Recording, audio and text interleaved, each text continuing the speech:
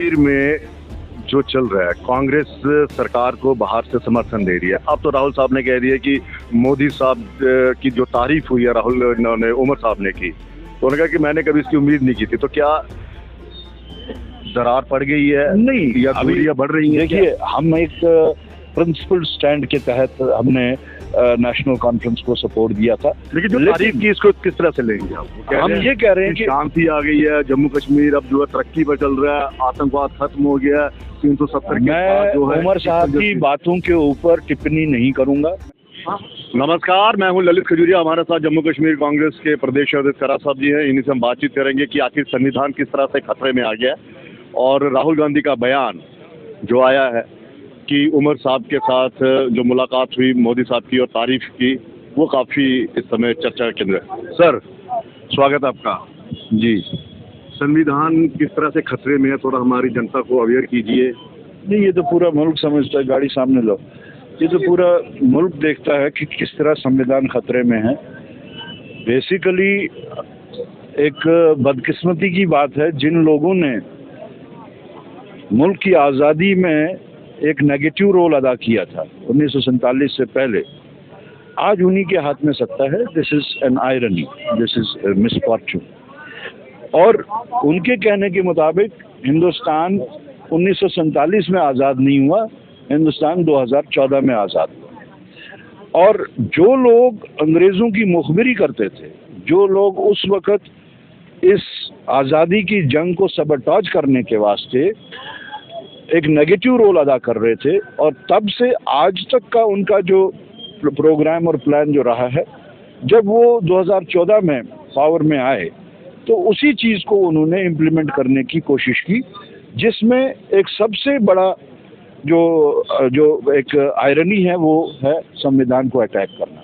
आपने देखा कि हर तरीके से इस जो कॉन्स्टिट्यूशन है, उस कॉन्स्टिट्यूशन को कैसे वो इरोड करने की कोशिश कर रहे हैं। जिन्होंने कॉन्स्टिट्यूशन बनाया है, father of the constitution, author of the constitution, उनके बारे में उनकी क्या राय है? कितना नफरत के तरीके से वो उन्होंने नाम लिया, अल्फाज इस्तेमाल किए। उनका कहना ये है कि जैसे उन्होंने CBSE का जो करिकुलम है एक एडमिनिस्ट्रेटिव ऑर्डर से चेंज कर दिया, शायद संविधान भी उसी तरह चेंज होता है। लेकिन वो कह रहे हैं जितना मान सम्मान अम्बेडकर जी को, बाबा अम्बेडकर जी को हमने दिया, उतना तो आपने नहीं दिया। भारत रत्न हमने दिया, उनके पद चिन्हों पर हम चल रहे हैं। तो पार्लियामेंट में पता चल गया ना।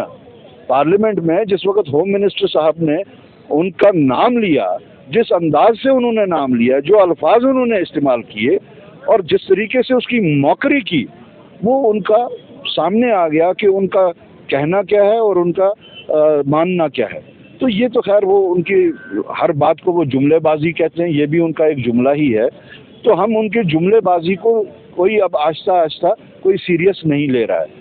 इस वक्त जो सबसे बड़ा खतरा मुल्क को लाहक हो रहा है वो है कॉन्स्टिट्यूशन को जिस तरीके से इरोड किया जा रहा है, कॉन्स्टिट्यूशनल धाराओं को जिस तरीके से खेला जा रहा है उनके साथ, और जो एक गंगा जमनी तहरीक को, तहजीब को नगेट करके एक नई चीज़ सामने लाने की कोशिश कर रहे हैं। यहाँ मुल्क जो है आगे चल रहा था UPA में डॉक्टर मनमोहन सिंह मरहूम की क़यादत में। आज जो सारी हरकतें वो कर रहे हैं, मुझे लगता है कि वो हमें पुश बैक कर रहे हैं स्टोन एज की तरफ। जो अभी पहले तो खेलो इंडिया था, आज खोदो इंडिया शुरू कर दिया है, और जिस पे कॉन्स्टिट्यूशन को बराह रास्त वो अटैक कर रहे हैं। वो कह रहे हैं अब तो हम सच्चाई सामने ला रहे हैं, कांग्रेस ने तो मिथ्या फैला दिया था सब कुछ। बिल्कुल, वो उनका जो भी ये कहना है, आप ये जानते हैं कि वो खुद अपने बोले को बाद में कुछ देर के बाद में कहते हैं कि ये एक जुमला था, तो उसी जुमले के तहत आज उन्होंने बोला है, कल उसने वो जुमला कहा। कांग्रेस पर भी आरोप लग रहा है ना कि आप जनता का विश्वास खो चुके हैं। चुनाव दर चुनाव आपने हार आपको सहनी पड़ी। जम्मू कश्मीर में भी आपने देखा कि जम्मू में आपको कुछ नहीं मिला और कश्मीर में आपको सीटें मिली, और एक ये साहब है जो राजौरी से एकमात्र कांग्रेस से जीत कर आया। तो अब आपको लग रहा है कि क्यों ना संविधान के जरिए चला जाए और इनको इशू बनाकर ये सारी चीजें हम। एक ऐसी चीज है जिसको बहाना नहीं बनाया जा सकता। ये हर शहरी की 140 करोड़ लोगों का फर्ज बनता है। ये ना कांग्रेस के वास्ते संविधान बना, ना बीजेपी के वास्ते बना, ना गंगा जमनी तहजीब को जो आगे चलाते रहे, और ना ही हिंदू और मुस्लिम के नाम पे जो यहाँ पे लड़ाते रहे। ना ये मस्जिद और मंदिर के नाम पे संविधान है, ना ये कब्रिस्तान और शमशान के नाम पे संविधान है।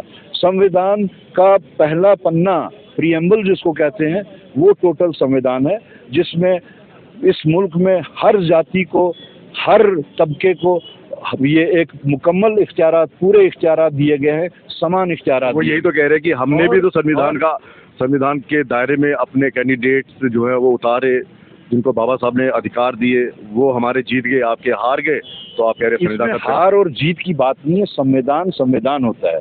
जैसे हिंदुओं का गीता है, क्या उस पर कोई कंप्रोमाइज होता है? मुसलमानों का कुरान है, क्या उसका कोई कंप्रोमाइज उस पर होता है? इसी तरह इस मुल्क की गीता कुरान जो है वो संविधान है। उस संविधान पे कोई कंप्रोमाइज नहीं हो सकता। जिस तरीके से वो इसका खिलवाड़ कर रहे हैं, ये पूरे मुल्क में इसके ऊपर जो रोष है ये बढ़ता रहेगा। बाकी उनका जो कहना है वो कह सकते हैं, वो भी उनको इसी संविधान के तहत उनको इस चीज का इख्तियार है कि वो बोल सकते हैं। कश्मीर में जो चल रहा है, कांग्रेस सरकार को बाहर से समर्थन दे रही है। अब तो राहुल साहब ने कह दिया कि मोदी साहब की जो तारीफ हुई है राहुल ने, उमर साहब ने की, तो उन्होंने कहा कि मैंने कभी इसकी उम्मीद नहीं की थी। तो क्या दरार पड़ गई है? नहीं, या दूरियां बढ़ रही हैं? देखिए, हम एक प्रिंसिपल स्टैंड के तहत हमने नेशनल कॉन्फ्रेंस को सपोर्ट दिया था, और वो प्री पोल सपोर्ट था। उसमें एक जो मकसद हासिल करना था, वो मकसद ये था कि बीजेपी को पावर कॉरिडोर से दूर रखा जाए। उसमें हम कामयाब हो गए हैं, ये सबसे बड़ी जीत है। उसके बाद में जो अभी की सिचुएशन है, इसमें हम मिनिस्ट्रियल बर्थ में नहीं है, हम सपोर्ट बाहर से कर रहे हैं। लेकिन जो तारीफ की, इसको किस तरह से लेंगे आप? हम ये कह रहे हैं कि शांति आ गई है, जम्मू कश्मीर अब जो है तरक्की पर चल रहा है, आतंकवाद खत्म हो गया है, 370 के बाद जो है। उमर साहब की बातों के ऊपर टिप्पणी नहीं करूंगा। मैं किसी की बात पे टिप्पणी नहीं करता। मैं पॉजिटिविटी में यकीन रखता हूँ, नेगेटिविटी में नहीं रखता। अलबत्ता ये कहूँगा कि कुछ कॉन्स्टिट्यूशनल ऑब्लिगेशंस होती हैं, उन कॉन्स्टिट्यूशनल ऑब्लिगेशंस के तहत अगर आप मिलते हैं, उनसे डिस्कस करते हैं, उनको अपने रियासत के मामलात के ऊपर जानकारी देते हैं, तो वो तो ऑब्लिगेशन है, उनकी कॉन्स्टिट्यूशनल ऑब्लिगेशन है। उसके बाद जो है एक लकीर होती है, जिस लकीर से बाहर निकलना, उससे एक परसेप्शन बनता है। परसेप्शन बिगड़ता भी है लीडर्स का जब वो लकीर क्रॉस करते हैं, परसेप्शन अच्छा भी होता है। तो हम सबको मिल मिला के उन लकीरों का ख्याल रखना चाहिए। लकीर क्रॉस हुई है कि अभी लकीर के अंदर ही है? मैं ये सबके वास्ते कह रहा हूँ, जो जिसने की होगी वो भी देख लेंगे, जिन्होंने नहीं की होगी वो भी देख लेंगे। Thank you sir. चलिए, कुल मिलाकर ये लकीर का खेल है।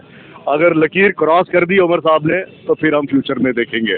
और दूसरा ये है कि कांग्रेस जो है वो अब जन जन को जागरूक करेगी। हालांकि कितना जागरूक कर पाएगी ये तो वक्त बताएगा, क्या जनता इनके साथ है। लेकिन कुल मिलाकर ये है कि कारा साहब ने कह दिया है कि वो लकीर जो है अगर उसे पार कर दिया तो फिर कोई कुछ हलचल हो सकती है। लेकिन अब वो लकीर क्रॉस की या नहीं की, लेकिन राहुल साहब ने जिस तरह से, राहुल गांधी जी ने जिस तरह से बयान दिया, उमर जी ने जो तारीफ की मोदी साहब की, वो संकेत दे रही है कि लकीर जो है वो क्रॉस हो गई है। फिलहाल इजाज़त दीजिए, नमस्कार।